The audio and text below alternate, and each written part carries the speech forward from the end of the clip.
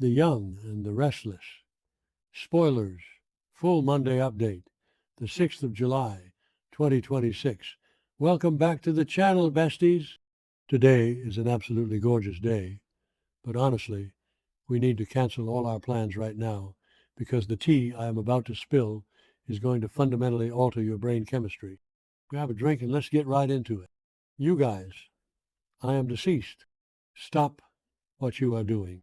I am literally shaking. Deep breath. Wait, no, I cannot even breathe right now. We need to talk about this now because the sheer, unadulterated chaos that just exploded across our screens has fundamentally broken my reality. I am literally filming this while I'm running errands because I just had to jump on here and vent. I am pacing around like a absolute maniac because the stakes have never been this astronomically high, and I am personally offended, emotionally traumatized, and totally living for what Diane and Jack just went through. Genuinely, my soul has actually left my body. Send help. My soul has actually left my body. I am vibrating at a frequency that science cannot even measure right now. We are not just watching this show anymore, we are invested. Like, I need a paper bag to hyperventilate into because the psychological warfare we just witnessed is straight up cinematic mayhem. Wait, backtrack for a second, I missed a step. Let's set the scene with Diane Jenkins Abbott. Our girl is still trapped in that creepy, barred up house of horrors with Dr. Lawrence Markham, who is officially on my do not perceive list. I am so done with him. Diane is in full survival mode, basically acting like a trapped panther. She is rummaging around, and what does she find? She reaches behind the sofa, and don't even get me started on the vibes of this sofa. It looks like some dusty, tacky velvet monstrosity from the 1970s, which is honestly so unhinged for a supposedly high-end, corrupt psychiatrist. And she pulls out Markham's burner phone. Yes, Diane is sitting there, frantically, trying to guess the passcode, and you can literally feel the escape room energy radiating through the screen. I was mid-skincare and smeared charcoal mask all over the rug when this happened. I was screaming at the screen, guess his birthday, guess 1234. The tension was genuinely suffocating. But then, out of nowhere, before she can even crack the code, we hear the most aggressive sound of shattering glass. A window completely breaks. Diane jumps out of her skin, and honestly, same. She calls out, "Who is it?" with that terrified quiver in her voice, and who comes rushing in like an absolute Marvel superhero? Kyle Abbott, besties. Kyle literally crashes through the window to rescue his mother. I am not okay. Diane is so overjoyed she basically tackles him in a massive, tear-streaked hug, and I am crying, you are crying, the dogs outside are crying. Wait, hold on. I should have mentioned this earlier, but Jack actually scouted the place out. Did I say that yet? My brain is mush. Moving on. Jack was creeping around the perimeter like James Bond, but he couldn't get close enough to the house because Markham has a pack of vicious guard dogs patrolling the yard. Like, who does this guy think he is? A Bond villain. So Kyle explains that Jack sent him the location by secretly texting him from Patty Williams's phone.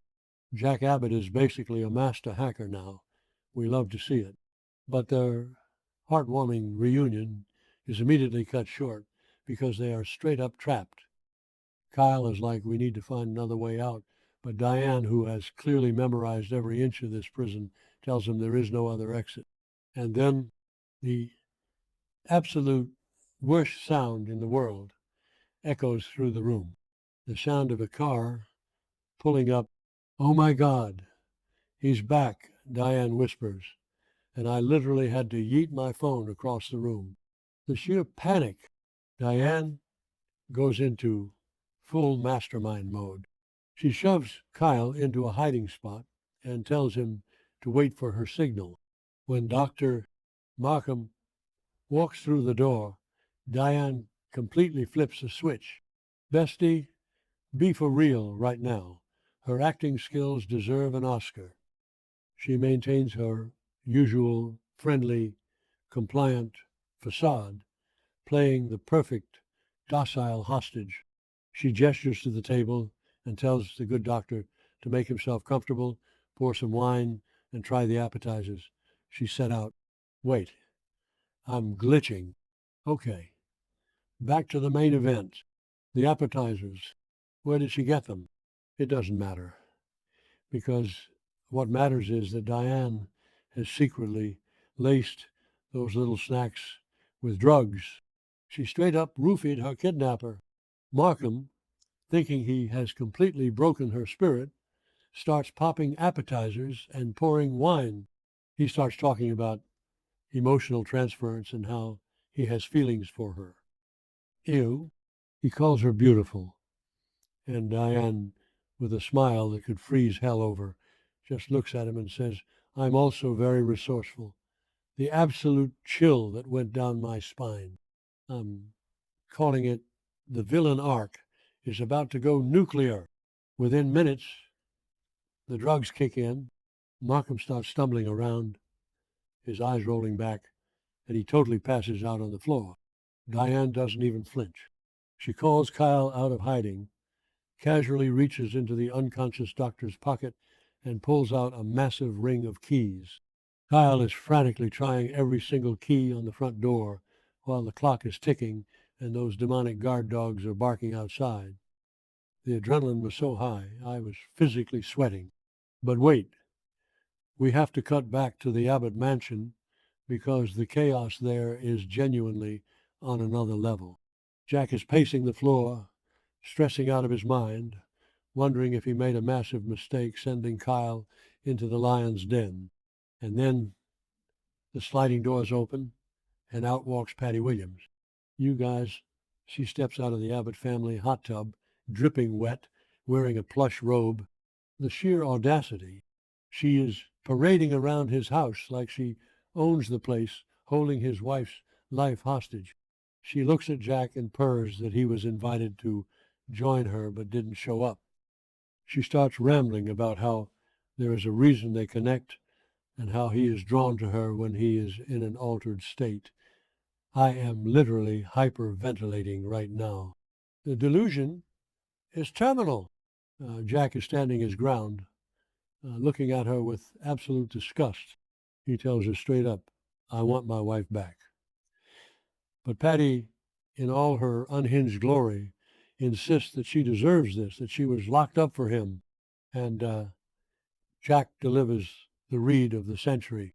He looks her dead in the eye and says, you were locked up because your freedom in the world brings death and destruction. Boom! Roasted. Genuinely. Put that on a t-shirt. Jack then hands her back the robe and asks, aren't you tired of this? He admits that what he did to her years ago on that yacht was cruel, which is honestly so unhinged to just casually bring up the yacht trauma. But he tells her he has moved on. Why haven't you? He asks. Patty completely loses it. She demands that Jack go upstairs and make love to her right this second, or she is going to call Lawrence Markham and have him take care of Diane permanently. The blackmail, the toxic manipulation. Jack looks defeated. He turns and walks up the stairs, and Patty thinks she has won. But then Jack stops. He turns around and drops the absolute heaviest bomb on her. He tells her the jig is up. He reveals that Kyle is with Diane right now, and they are on their way home. He admits he stole her phone to set the whole thing up. Jack Abbott played her like a cheap fiddle. Patty's face contorts into pure rage.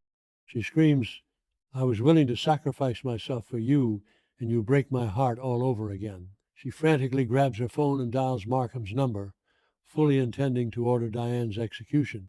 But guess who answers the phone? Diane Jenkins Abbott? Yes, Diane is on the other end of the line, safe and sound. Jack hears his wife's voice, and the relief washes over him. He looks at Patty, points to the door, and tells her to get out. Patty, completely humiliated and furious, storms out of the room. We all took a massive sigh of relief, right? Wrong. So wrong, manifesting a total dumpster fire by the next update, because nothing is ever this easy in Genoa City. Kyle calls Jack from the car a few minutes later. He confirms they are safe, they escaped the dogs, and they are driving back to the mansion. Jack is practically in tears. He is so happy. Diane gets on the phone and tells her son that she is moving back in with Jack. The family is reunited. The nightmare is over. Or so we thought. Did I say that yet? My brain is mush. Moving on, because this is where the episode goes from a thrilling rescue mission to a straight-up horror movie. Jack hangs up the phone, feeling like he just won the lottery. He turns around to walk into the dining room, and who is standing there in the shadows? Patty Williams. She didn't leave. She is standing there, completely silent, with her hands hidden behind her back. Bestie, my heart stopped beating. I forgot how to breathe. She slowly walks up to Jack. The tension is so thick you could cut it with a chainsaw. She leans in, grabs his face, and gives him this sickening, lingering kiss. And then she brings a hand out from behind her back. She is holding a massive, gleaming butcher knife from the Abbott kitchen, and she drives it straight into Jack's stomach. I am deceased. I literally scream so loud my neighbors probably think I am being attacked. Jack gasps. His eyes go wide with absolute shock and agony. He looks down at the knife, and Patty, with this terrifying, blank, angelic smile on her face, whispers, "Everything is going to be okay. I'm with you. We'll be together in the afterlife." The afterlife? She is literally trying to murder-suicide the patriarch of the Abbott family in his own dining room as Jack collapses, bleeding out on the expensive Persian rug. The screen fades to black. Are you kidding me? Is Jack going to survive this?